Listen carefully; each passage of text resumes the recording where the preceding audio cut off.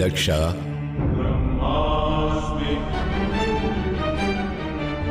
உன் ஆணவம் காக்க இன்னும் எத்தனை அதர்மம் புரிவாய்? ஈசனுக்கு சாபமளித்ததின் வாயிலாக சிருஷ்டியின் நியமங்களை பாதித்தது போதாதா? இனி மீண்டும் உனது சக்திகளை விரயமாக்க துணிந்தாயா? உனது இந்த பிரயத்தனம் பிரஜாபதி என்னும் பதவியையும் பறிக்கலாம். உனக்குள்ள ஆற்றல்கள் சிருஷ்டி பரிபாலனத்திற்காக வழங்கப்பட்டவை. இவைகளை கொண்டு நீ சுய நன்மைகளை நாடுவது முறையாகாது, அது நெறியுமாகாது. என் புதல்வியும் இந்த சிருஷ்டியில் ஒரு அங்கம் தந்தையே. இந்த வையகத்தின் மீது எனது ஆற்றல்களை செலுத்துவதற்கு உரிமை உண்டு. அது என் மகளுக்கும் பொருந்தும். என்னுடைய மகளின் நன்மைக்காக என் ஆற்றல்களை பயன்படுத்துகிறேன். அதில் தீமை என்ன இருக்கிறது? ஆயினும் தாட்சாயினியின் நித்திரை சிவனின் ஸ்பர்சத்தால் மாத்திரமே விலக நேரிடும் மகனே. மன்னியுங்கள் பிரம்மதேவா. சிவனிடம் அடிபணிந்து எனது தோல்வியை ஏற்பதுதான் தங்களுடைய எண்ணம் என்றால்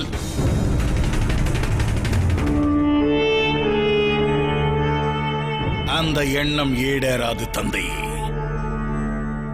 அது என்றும் சாத்தியமாகாது.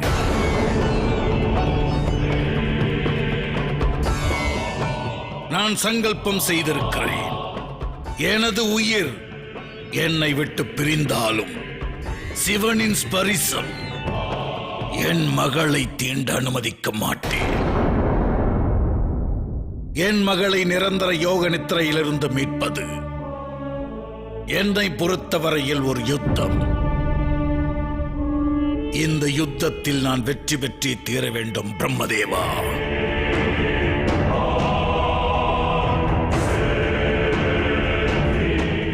சிவனை தோல்வியடையச் செய்ய என் ஆற்றல்கள் முழுவதையும் நான் பயன்படுத்த உத்தேசித்திருக்கிறேன். அதற்காக உறுதி பூண்டிருக்கிறேன்.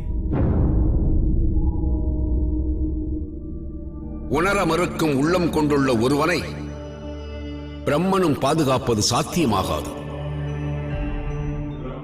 இனி விளையாடட்டும் விதி. என்றும் நினைவில் நிறுத்து தக்ஷா. உனது இந்த பிரயத்தனம் பிரஜாபதி என்னும் பதவியை பறித்து விடலாம். தாட்சாயினி மீள்வதில் ஐயமேதுமில்லை. எனினும் அதன் பின்பு பிரஜாபதி அந்தஸ்து உன்னிடம் இருக்காது. பிரஜாபதியின் ஆற்றலையும் நீ இழப்பாய். சிவனை நான் வெற்றி கொள்வேன். அதற்காக பிரஜாபதி பதவி போனாலும் எனக்கு வருத்தமில்லை. என்னுடைய ஆனந்தம் சிவனை வெற்றி கொள்வதில் தான் இருக்கிறது.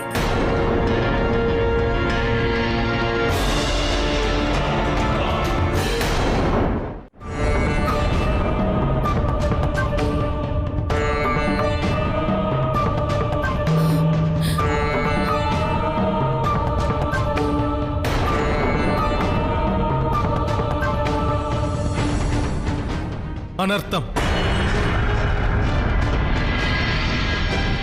பெரும் அனர்த்தம். நான் அஞ்சியதே மிஞ்சியிருக்கிறது. நேர்ந்தது என்ன காஷ்யப்பரே? தாக்ஷாயணியின் நிலை என்ன? இது எத்தகு பிரகாசம்? நிரந்தர யோக நித்திரைக்கான பயணம் துவங்கியது.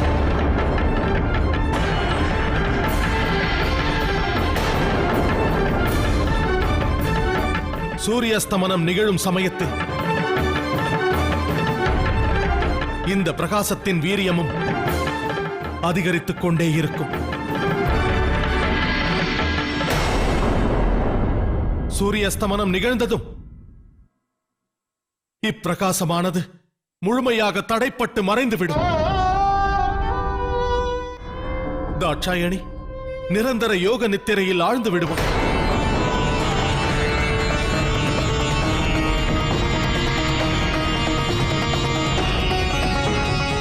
தாட்சாயணி பிரியும் வேளை நெருங்கியது.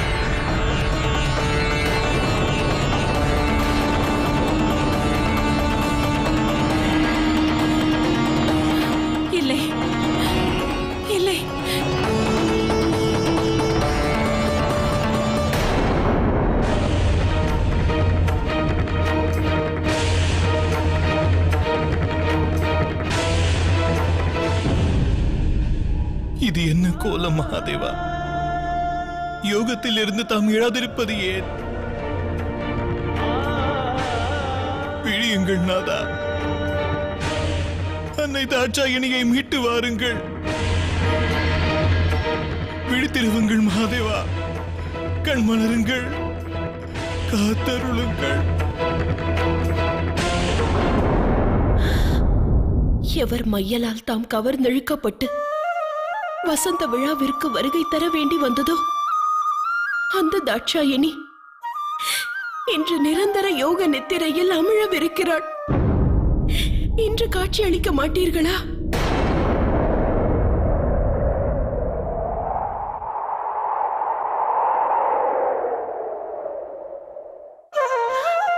சத்தியத்தில் பிரஜாபதியின் அழைப்பிற்காகத்தான் இந்த சோதனையா? மரியாதை, கௌரவம் என்னும் மாந்தர்களின் துச்ச எண்ணங்கள் தம்மையும் கட்டுப்படுத்துமா? வசந்த விழாவிற்கு தம்மை வருவித்து மையல் தேர்வில் தாட்சாயினி வெற்றி வாகை சூடினாள். அதுபோல் இன்று தேர்வினில் தேர்ச்சி பெற வேண்டியவர் தான். தம் மீது நேசம் கொண்ட தாட்சாயணியை காக்க விரைந்தோடி வாருங்கள். இன்று தாம் இதை தவிர்க்க இயலாது. இன்று தாம் புறமுதுகிடல் ஆகாது. வந்துதான் தீர வேண்டும்.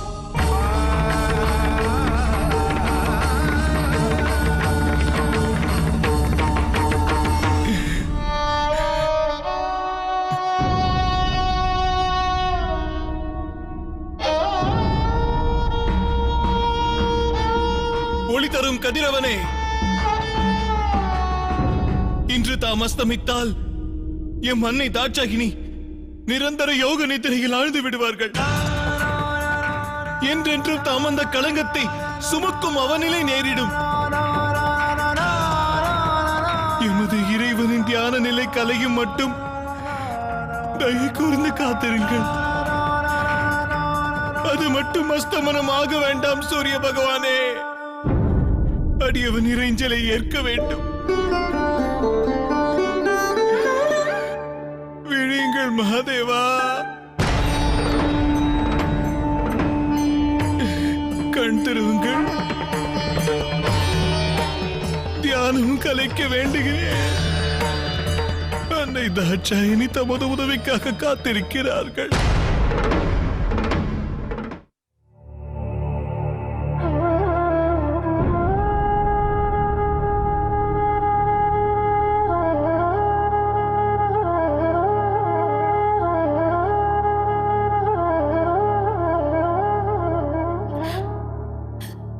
செய்வேன் நான்?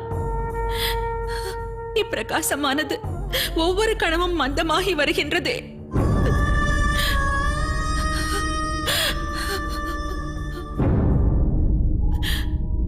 இப்போது சூரியாஸ்தமனமும் நிகழ உள்ளது.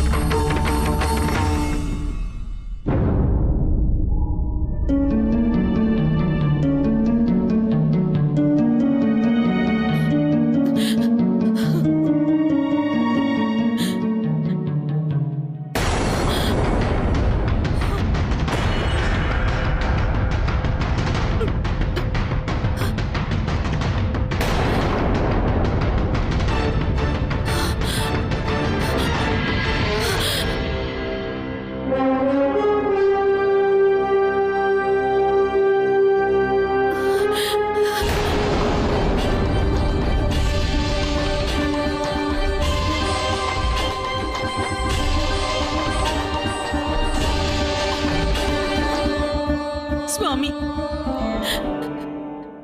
நம் புதல்வியை காத்தருளுங்கள் சுவாமி. அவள் நம்மை பிரிந்து சென்ற வண்ணம் இருக்கிறாள். நம் மகள் எங்கும் செல்ல மாட்டாள். இதோ என் தபோபலம் மற்றும் பிரஜாபதி பதவியின் முழு ஆற்றல் இது. இந்த ஒளியின் தீண்டலினால் நம் மகள் யோக நித்திரையிலிருந்து விழித்தெழுவாள். எனினும் பிரசுதி, இதன் பிறகு பிரஜாபதி தக்ஷன் சாமானிய தக்ஷனாவான், சராசரி மானிடனாவான்.